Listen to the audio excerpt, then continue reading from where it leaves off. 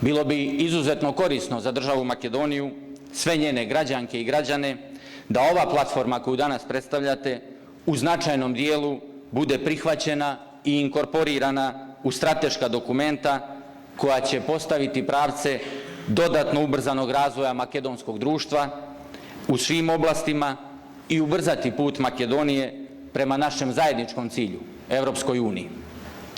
U Liberalnoj partiji Crne Gore i u crnogorskim liberalkama i liberalima imat ćete pouzdane partnere i saradnike na tom putu.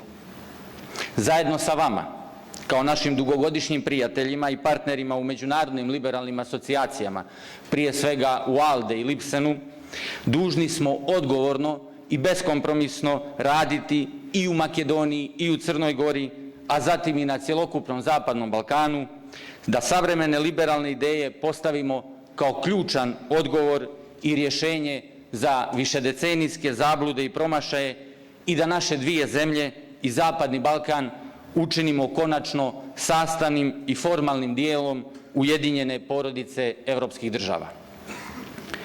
Naš dalji put neće biti lak, nikada nije ni bio, ali kroz saradnju, međusobno podržavanje, pomoć, razmjenu iskustava, usvajanje dobrih sugestija i efikasnu koordinaciju, siguran sam da ćemo uspjeti.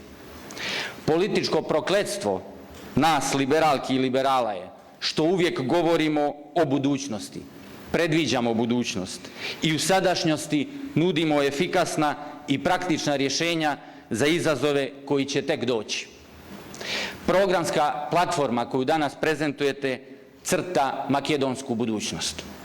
Zato vam želim da je implementirate na korist svih građanki i građana Makedonije, a na radost i zadovoljstvo svih nas, vaših prijatelja i partnera.